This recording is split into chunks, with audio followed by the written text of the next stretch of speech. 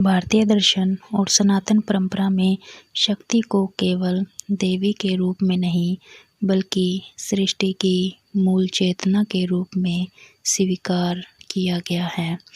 आदि शक्ति वही परम तत्व है जिनसे समस्त ब्रह्मांड का उद्भव हुआ, जिनमें उनका विस्तार हुआ और जिनमें अंततः उसका विलय होता है।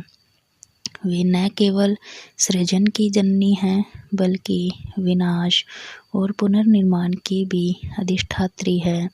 जब मनुष्य ईश्वर की कृपा की कल्पना करता है तो सामान्यतः उसके मन में सुख, समृद्धि, सफलता और मानसिक शांति का विचार उत्पन्न होता है।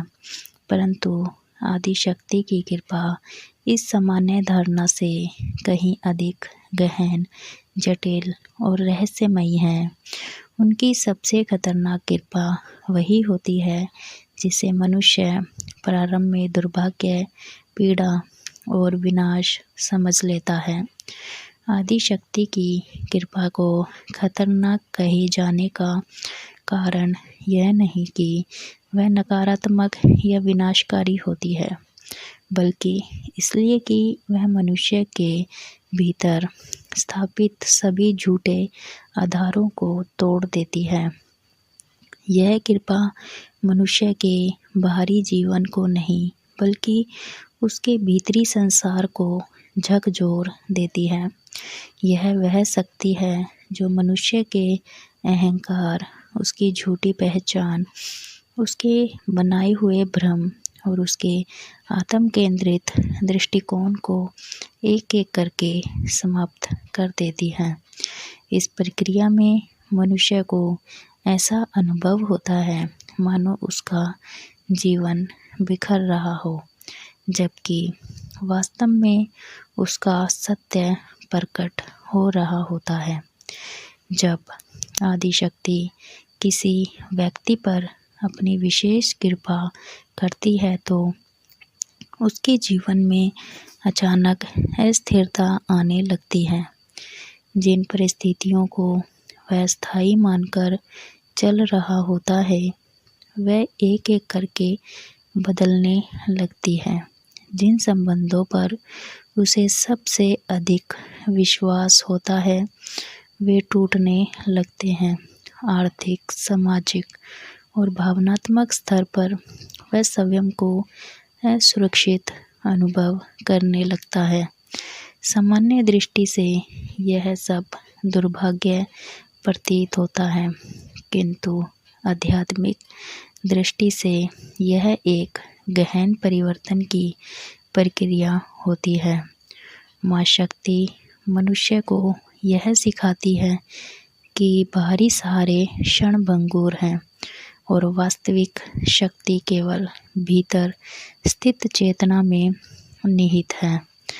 आदि शक्ति की इस खतरनाक कृपा का सबसे गहरा प्रभाव मनुष्य के अहंकार पर पड़ता है।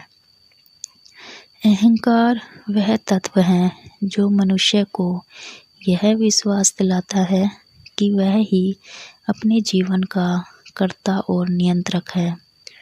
माँ शक्ति जब कृपा करती है तो सबसे पहले इसी भ्रम को तोड़ती है।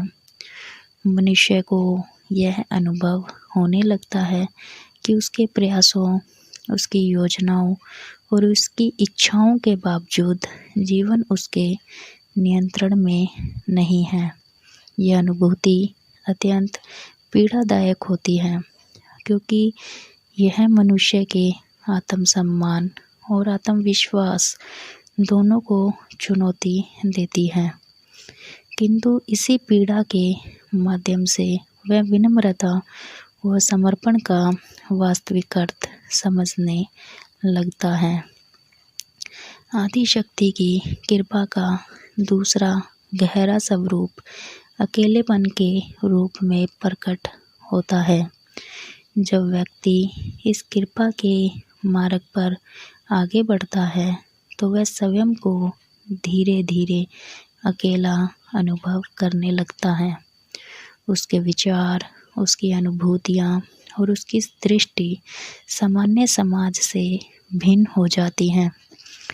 लोग उसे समझना बंद कर देते हैं और वह स्वयं भी दूसरों के साथ अपने भीतर की स्थिति साझा नहीं कर पाता। यह अकेलापन मनुष्य को भीतर से तोड़ देता है, किंतु यही अकेलापन उसे स्वयं से परिचित कराता है। इस अवस्था में व्यक्ति बाहरी संसार से कटकर अपने भीतर उतरने लगता है, जहाँ उसे अपनी वास्तविक प्रकृति का साक्षात्कार होता है। इस खतरनाक कृपा का प्रभाव मनुष्य के मानसिक और भावनात्मक स्तर पर भी गहराई से पड़ता है। मन अस्थिर हो जाता है, पुराने विश्वास टूटने लगते हैं और जीवन के प्रति दृष्टिकोण बदलने लगता है। व्यक्ति को ऐसा प्रतीत होता है कि वह स्वयं को खो रहा है। वास्तव में वह अपने झूठे स्वरूप को खो रहा होता है। यह वही अवस्था है जिसे आध्यात्मिक परंपराओं में आत्ममृत्यु कहा गया है। यह मृत्यु शरीर की नहीं, बल्कि उस अहंकारी पहचान की होती है जिसे मनुष्य ने वर्षों में गढ़ा होता है। माँ काली को आदि शक्ति का सबसे उग्र और भयावह स्वरूप माना गया है। उनका स्वरूप यह दर्शाता है कि शक्ति केवल कोमल और दयालु ही नहीं, बल्कि कठोर और निर्णायक भी होती है। माँ काली की कृपा को सबसे खतरनाक इसलिए कहा जाता है क्योंकि वह मनुष्य को धीरे धीरे नहीं, बल्कि सीधे सत्य के सामने खड़ा कर देती है। उनका मार्ग अत्यंत कठिन होता है क्योंकि इसमें कोई समझौता नहीं होता। जो भी असत्य है, जो भी दिखावा है, जो भी भ्रम है, वह उनके सामने टिक नहीं पाता। परंतु जो साधक इस मार्ग पर स्थिर रह पाता है, वह भय, मोह और अज्ञान से पूर्णतः मुक्त हो जाता है। यह कृपा हर किसी को प्राप्त नहीं होती। आदि शक्ति की खतरनाक कृपा केवल उन्हीं को मिलती है जो सत्य को सहने का साहस रखते हैं। यह उन लोगों के लिए नहीं है जो केवल सुख, धन या सांसारिक उपलब्धियों की कामना करते हैं। यह कृपा उन आत्माओं के लिए होती है जो भीतर से पुकारती है, जो अंधकार में भी प्रकाश की खोज करती है और जो टूटकर भी ईश्वर से विमुख नहीं होती। अधिकांश लोग इस मार्ग पर कुछ दूरी तक चलकर लौट जाते हैं क्योंकि यह मार्ग आत्मा की सबसे कठिन परीक्षा लेता है। इस कृपा की सबसे कठिन अवस्था तब आती है जब माँ शक्ति मौन हो जाती है। इस अवस्था में व्यक्ति को न कोई संकेत मिलता है, न कोई उत्तर और न कोई हस्तक्षेप और न कोई प्रत्यक्ष सहारा। वह स्वयं को पूर्णतः अकेला और असहाय अनुभव करता है। यह मौन ही उनकी सबसे गहन परीक्षा होती है। इस अवस्था में व्यक्ति का विश्वास ही उसका एकमात्र आधार बनता है। जो इस मौन को सह लेता है, वही वास्तव में आध्यात्मिक रूप से परिपक्व होता है। आदि शक्ति की खतरनाक कृपा का अंतिम परिणाम अत्यंत गहरा और स्थायी होता है। जो व्यक्ति इस प्रक्रिया से गुजर जाता है वह संसार की अस्थिरताओं से ऊपर उठ जाता है। सुख और दुख, लाभ और हानि, मान और अपमान उसे विचलित नहीं करते। वह भीतर से स्थिर, शांत और सजग हो जाता है। उसका जीवन बाहरी परिस्थितियों से नहीं बल्कि आंतरिक संतुलन और विवेक से संचालित होता है।